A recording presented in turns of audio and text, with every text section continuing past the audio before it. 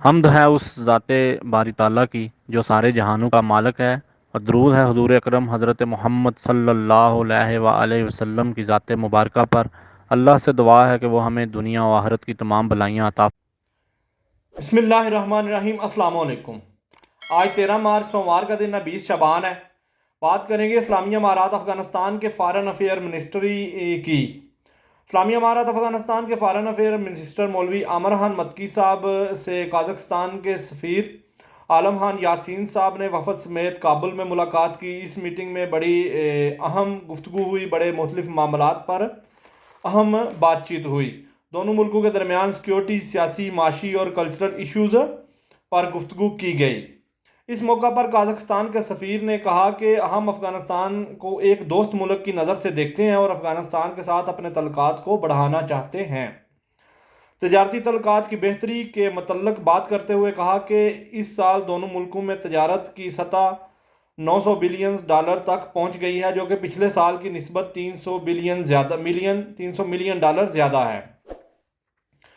اور اس کے علاوہ انہوں نے کہا کہ ہمارا ملک افغانستان کے ساتھ اپنے سیاسی، کمرشل اور انسانی امدادی تعلقات کو جاری رکھے گا۔ مزید بتایا کہ قازقستان سے امدادی سامان کا نیا قافلہ بہت تھوڑے اور قلیل مدت میں افغانستان پہنچ جائے گا۔ اس کے علاوہ انہوں نے بتایا کہ ہمارا ملک طالب علموں کو اعلیٰ تعلیم کے لیے اسکالرشپس فراہم کرنے کے عمل کو جاری رکھنے کا عزم رکھتا ہے۔ افغان فارن افیئر منسٹر مولوی عامر خان متکی صاحب نے ان کا شکریہ ادا کیا اور ان کی ان کاوشوں کو سراہا اور کہا کہ ہم قازقستان کی کھلی اور غیر جانبدارانہ فارن افیئر پالیسی کا خیر مقدم کرتے ہیں اور اس کو سراہتے ہیں، اور کہا کہ علاقے میں حالیہ تبدیلیوں کی وجہ سے دونوں ملکوں کے درمیان تجارت اور دوسری بہت ساری فیلڈز میں تعاون کو بڑھانا چاہیے۔ مولوی صاحب نے کہا کہ افغان حکومت ملک میں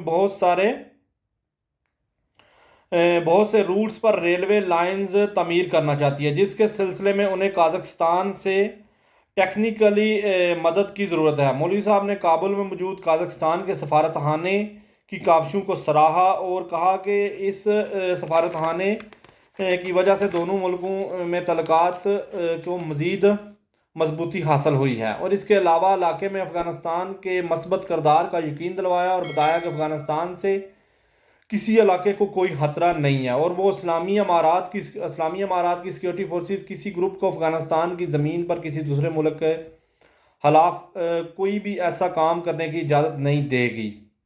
اس کے علاوہ اسٹیٹ ایڈمنسٹریٹو اسسٹنٹ مولوی عبدالسلام حنفی صاحب کی سربراہی میں regulation of organisation of regulation and salaries regulation of organization and salaries commission کی میٹنگ ہوئی۔ اس میٹنگ میں کمیشن کے تمام ممبران سمیت وزیر اعظم آفس کے جنرل ڈائریکٹوریٹ کے ممبران اور منسٹری آف امر بالمعروف اور نہی عن المنکر کے ممبران نے شرکت کی۔ اس میٹنگ میں ان اداروں میں بجٹ کی تشکیل اور فنانشل پلانز کے متعلق شکایات کو سنا گیا اور ان کو انویسٹیگیٹ کیا گیا۔ پچھلے سال میں حاصل کی جانے والی کامیابیوں اور کیے جانے والے کاموں کے بارے میں رپورٹ کی جانچ پڑتال اور مکمل گفتگو کی گئی۔ اس بات پر زور دیا گیا کہ ایڈمنسٹریٹو ادارے تمام اداروں کی ایڈمنسٹریشن جو ہے وہ ادارے کے غیر ضروری اخراجات اور دوسرے کاموں میں بلا وجہ روک تھام کو ختم کرے اور اداروں میں پروفیشنل ورک پر خاص توجہ دے، ہر ایک چیز کو پروفیشنلزم کی طرف لے کر جائے۔ آخر پر کمیشن نے ضروری اور تفصیلی گفتگو کے بعد ان اداروں کی تشکیل اور بجٹ کے متعلق ضروری فیصلے کیے۔ یہ جو ادارہ انہوں نے بنایا ہے نا، regulation of organization and salaries commission, اس ادارے کے تحت جتنے بھی ادارے میں کسی بھی ادارے اس کمیشن کے تحت جتنے بھی کسی ادارے میں کام ہوتے ہیں وہ پہلے یہاں سے پروو کیے جاتے ہیں، ان کو دکھائے جاتے ہیں، یہاں پہ جانچ پڑتال کے بعد پھر ضروری کاموں کی اجازت دی جاتی ہے۔ غیر ضروری کاموں کی طرف پیسے کو خرچ کرنے اور پیسے کو ضائع کرنے کی اجازت نہیں دی جاتی، اور اسی طریقہ کار کے سلسلے سے تمام اداروں کا کام ہو رہا ہے۔ اس کے علاوہ بات کریں گے افغان ریڈ کریسنٹ کے general director Maulvi Matiullah Haq صاحب نے ساؤتھ کوریا کے charge affair for Afghanistan mister Moon Sang سے ملاقات کی۔ یہ میٹنگ قطر کے دارالخلافہ دوحہ میں ہوئی اور اس میں دو طرفہ تعلقات کی مضبوطی، انسانی کاموں میں امداد اور تعاون تعاون کو جاری رکھنے کے لیے اہم گفتگو کی گئی۔ اس میٹنگ میں مولوی مطیع اللہ حق صاحب نے ساؤتھ کوریا سفیر کا شکریہ ادا کیا کہ انہوں نے افغانستان میں امدادی کاموں میں اہم کردار ادا کیا اور مزید امدادی کاموں میں تعاون کا کہا۔ مولوی صاحب نے کہا کہ اس وقت افغانستان میں دماغی طور پر پریشان لوگوں اور بے گھر لوگوں کی مدد کرنا بہت ضروری ہے تاکہ اس طریقے سے ان کے لیے محفوظ ماحول فراہم کیا جائے اور اس کے ساتھ بے گھر خاندانوں کو ووکیشنل ٹریننگ دی جائے تاکہ ان کو غربت سے بچایا جا سکے۔ ساؤتھ کورین سفیر نے مکمل اطمینان کا اظہار کیا اور وعدہ کیا کہ وہ امدادی کاموں کو جاری رکھیں گے، غریب خاندانوں کو ووکیشنل ٹریننگ میں اہم کردار اور مکمل تعاون فراہم کریں گے۔ مزید بتایا کہ ماضی کی طرح اب بھی وہ افغان ریڈ کریسنٹ کے ساتھ کھڑے ہیں اور افغانوں کی صورتحال سب کے سامنے لائیں گے۔ پبلک ہیلتھ منسٹری کی اہم پریس کانفرنس ہوئی جس میں انہوں نے بڑی اہم باتیں کی۔ پبلک ہیلتھ منسٹر ڈاکٹر کلندر عبید صاحب نے کہا کہ